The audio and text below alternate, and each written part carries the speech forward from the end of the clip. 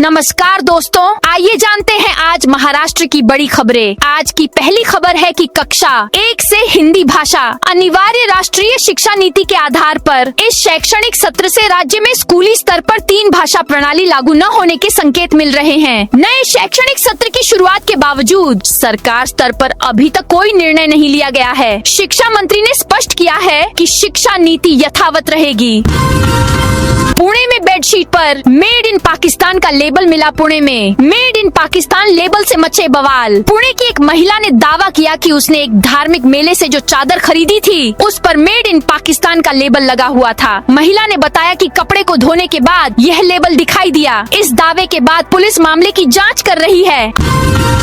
अरण माफी की राशि सीधे किसानों के खातों में। सरकार ने राज्य के कर्ज में डूबे किसानों को राहत देने के लिए पुण्य श्लोक अहिल्या देवी होलकर शेतकरी कर्ज मुक्ति योजना की घोषणा की है। पात्र किसानों के बैंक खातों में जुलाई के पहले सप्ताह से धनराशि जमा होना शुरू हो जाएगी। इस योजना का पोर्टल लॉन्च कर दिया गया है और उम्मीद है कि अगले सप्ताह तक बैंकों से किसानों की जानकारी प्राप्त हो जाएगी। सूत्रों के अनुसार जो किसान नियमित रूप से अपना उषण चुकाएंगे उन्हें इस अवसर पर प्रमाण पत्र देकर सम्मानित किया जाएगा। मंदिरों को बड़ी राहत मिली। राज्य में मंदिरों और तीर्थ स्थलों के पास बहुत सारी जमीन है। सरकार ने हाल ही में इस विशाल भूखंड के संबंध में एक बड़ा निर्णय लिया था। सरकार दान भूमि को समाप्त करने के प्रस्ताव पर विचार कर रही थी। महाराष्ट्र मंदिर और तीर्थ स्थल इनाम निर्मूलन अधिनियम पेश किया गया। हिंदुत्व संगठनों ने इसका कड़ा विरोध किया। यह सवाल उठा कि विचारों की सरकार के सत्ता में आने के बावजूद ऐसा निर्णय क्यों लिया गया। अब यह सामने आ रहा है कि सरकार ने इस रुख से यू टर्न ले लिया है।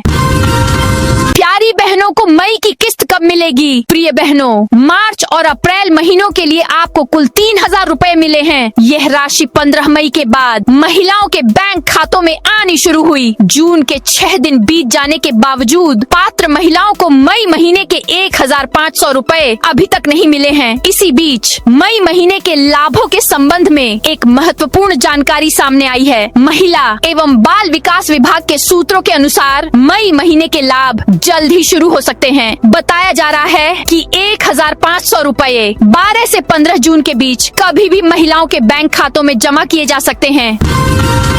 आम कर्ज माफी के लिए एनसीपी का एल्गार। 12 जून से बड़ा आंदोलन। राज्य सरकार ने पुण्य श्लोक अहिल्या देवी होलकर आरण माफी योजना को मंजूरी दे दी है। इस योजना की घोषणा विधानसभा चुनाव प्रचार के दौरान की जाएगी। महायुति सरकार 30 सितंबर 2025 तक 2 लाख रुपए तक के ऋण माफ करेगी, लेकिन महाविकास अघाड़ी द्वारा कार्यान्वित महात्मा फुले ऋण माफी योजना से लाभान्वित किसानों को भारी नुकसान होगा। दमनकारी शर्तों के खिलाफ काफी आक्रोश है। किसान संगठनों और विपक्ष ने इसे धोखाधड़ीपूर्ण ऋण माफी बताया है। अब विधायक रोहित पवार ने आम ऋण माफी की मांग की है। उन्होंने पंढरपुर से विरोध प्रदर्शन का आह्वान किया है।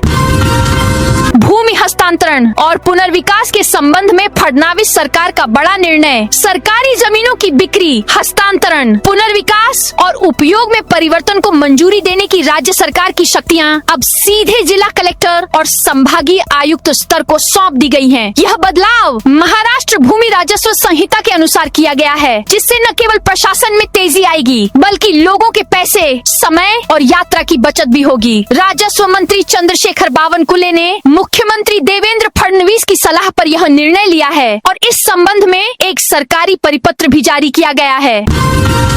सिंधुदुर्ग जिले राज्य का पहला जिला जिसने 100% घरेलू जनगणना पूरी की। सिंधुदुर्ग जिले ने जनगणना 2027 के पहले चरण में ऐतिहासिक उपलब्धि हासिल करते हुए महाराष्ट्र में प्रथम स्थान प्राप्त किया है। सिंधुदुर्ग राज्य का पहला जिला बन गया है जिसने मात्र 20 दिनों के रिकॉर्ड समय में 100% घरों की जनगणना पूरी कर ली है। जिला कलेक्टर और प्रधान जनगणना अधिकारी तृप्ति धोदामिसे के नेतृत्व में जिला प्रशासन द्वारा किए गए सुनियोजित कार्य के कारण जिले ने यह उपलब्धि हासिल की है।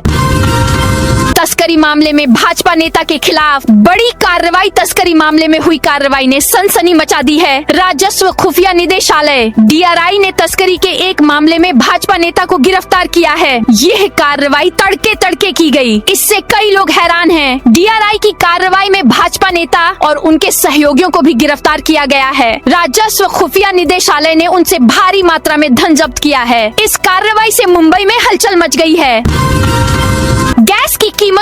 बढ़ोतरी पर आक्रोश। शरद पवार की सीधी चेतावनी, मई में पेट्रोल और डीजल की कीमतों में बढ़ोतरी हुई थी। इसके बाद पेट्रोल की कीमतों में भी बढ़ोतरी की आशंका थी। आज यह आशंका भी दूर हो गई। पेट्रोल सिलेंडर 29 रुपए महंगा हो गया। ईंधन की कीमतों में इस बढ़ोतरी से महंगाई की मार आम आदमी के गले तक पहुंच गई है। जनता इस महंगाई से स्तब्ध और परेशान है। विपक्ष इस महंगाई का विरोध कर रहा है। वहीं आम आदमी जीवनयापन का बोझ कैसे उठाएगा, इस चिंता में डूबा है। वहीं वरिष्ठ नेता शरद पवार ने इस महंगाई को लेकर सरकार को कड़ी चेतावनी दी है।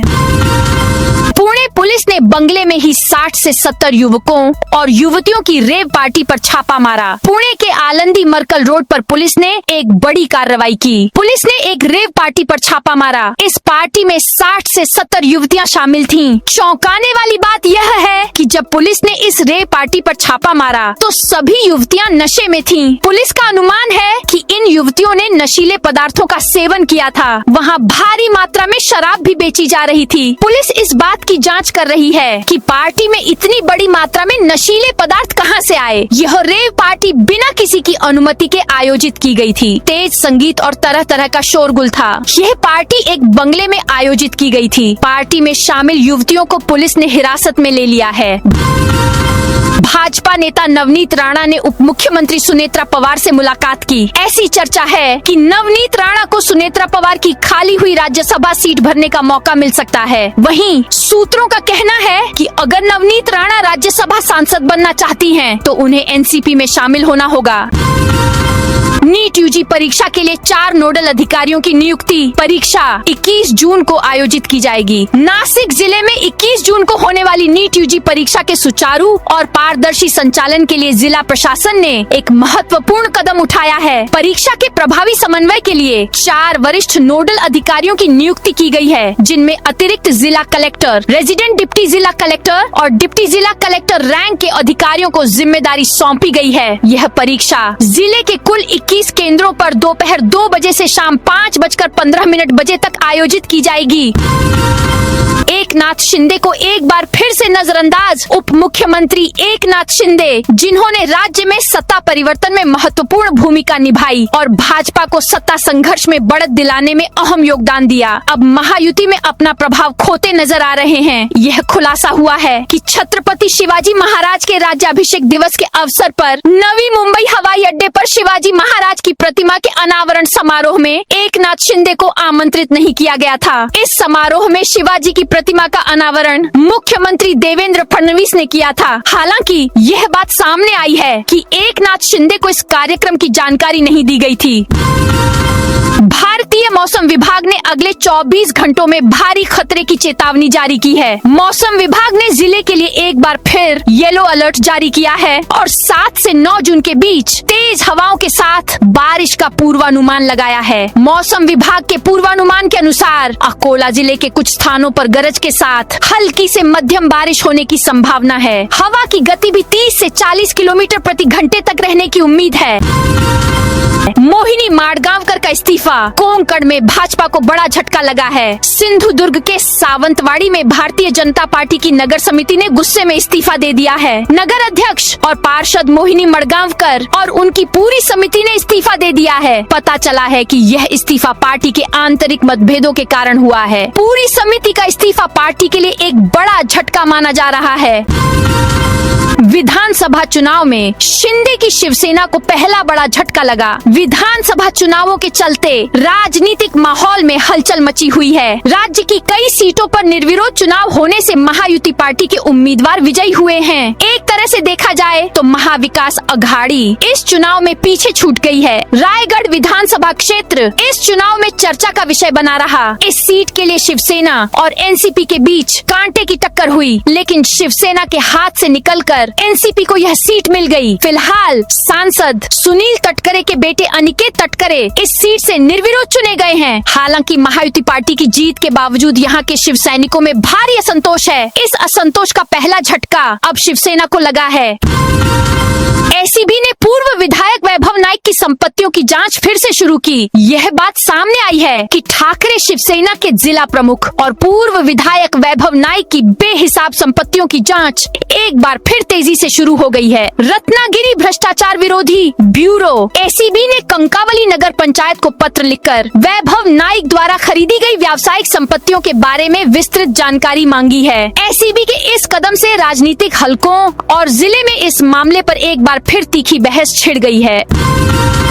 नीट परीक्षा के लिए पुणे और लातूर के केंद्रों पर विशेष ध्यान दिया जाए। राष्ट्रीय पात्रता एवं प्रवेश परीक्षा नीट में बैठने वाले राज्य के छात्रों के लिए एक पारदर्शी और तनाव मुक्त वातावरण होना चाहिए। सभी एजेंसियों को सतर्क रहना चाहिए और परीक्षा केंद्रों पर किसी भी प्रकार की अनुचित गतिविधि को रोकने के लिए आवश्यक उपाय करने चाहिए। मुख्यमंत्री देवेंद्र फडणवीस ने शुक्रवार को पुणे और लातूर के परीक्षा केंद्रों पर विशेष ध्यान देने का आदेश दिया। ठाणे की खाड़ी में अवैध रेत खनन। ठाणे खाड़ी के नागला बंदर क्षेत्र में अवैध रेत खनन का खुलासा हुआ है। इस संबंध में शुक्रुद्दीन शेख और पापिया कोहली के खिलाफ कालवा पुलिस स्टेशन में मामला दर्ज किया गया है। इस कार्रवाई में टीम ने 40 लाख रुपए की कीमती वस्तुएं जब्त की हैं। राजस्व, वन विभाग और महाराष्ट्र समुद्री बोर्ड के अधिकारी ठाणे खाड़ी में हवाई जांच कर रहे हैं। तो दोस्तों, ये थी आज महाराष्ट्र की बड़ी खबरें। आप इस वीडियो को कौन से जिले से देख रहे हैं, उस जिले का नाम जरूर बताइए।